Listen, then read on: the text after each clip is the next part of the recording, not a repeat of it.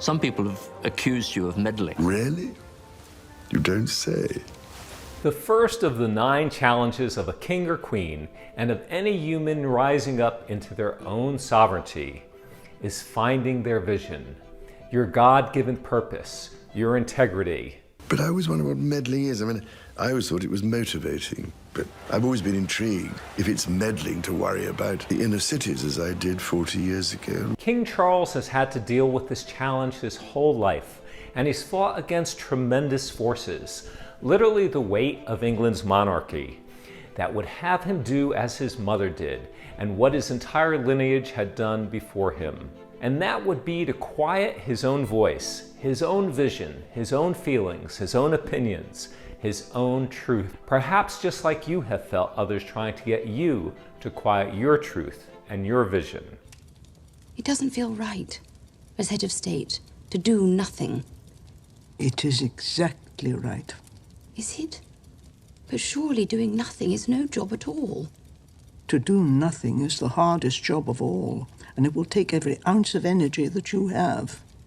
The paradox is the Queen became the most revered woman in the world for this type of unwavering equanimity and quieting of her own opinions. Her Majesty will be remembered as one of the most admired women who's ever lived. But Charles has come of age and has taken the throne in a different era.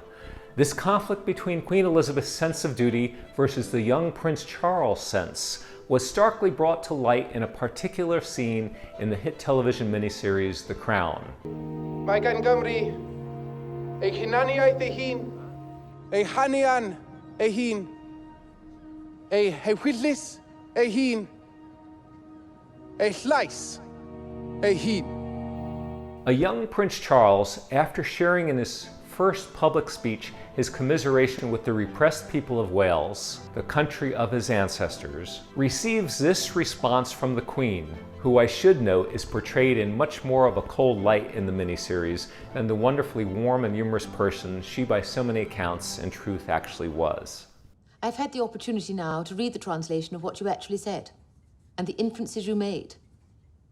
The similarity between Wales's suffering and yours was clear. Was it? Unmistakable. If this union is to endure, then we must learn to respect each other's differences. Nobody likes to be ignored, to not be seen, or heard, or listened to.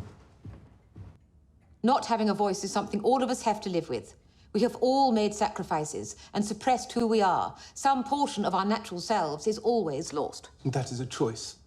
If you, my friend, like King Charles, have a strong sense of purpose, of vision, of what you're supposed to be achieving with your life, you, like all people with noble aspirations, have undoubtedly had people who have attempted to squash your vision.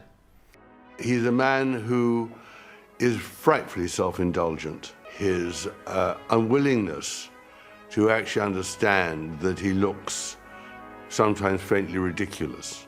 His commitment to complementary medicine.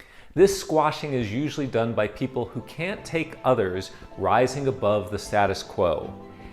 It perhaps forces them to look at themselves and question why they have not had your same courage to shine with their own God-given light.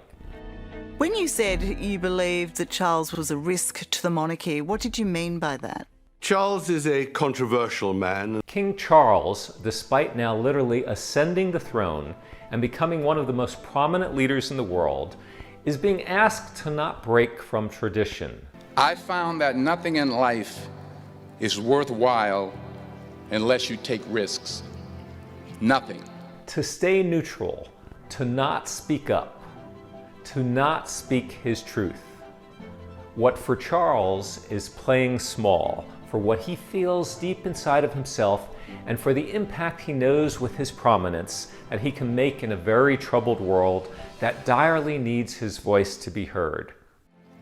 Nelson Mandela said, "There is no passion to be found playing small and settling for a life that's less than the one you're capable of living." Everything evolves. The world is changing dramatically. The monarchy, to survive, must also change. Hopefully, King Charles will continue not playing small, not staying neutral, not squashing his voice. Instead, hopefully he will rise up even further to be an even greater way shower, for the world direly needs such voices right now more than ever. Just as the world needs you, my friend, to rise up from your challenges and for your voice to be heard loud and strong as well.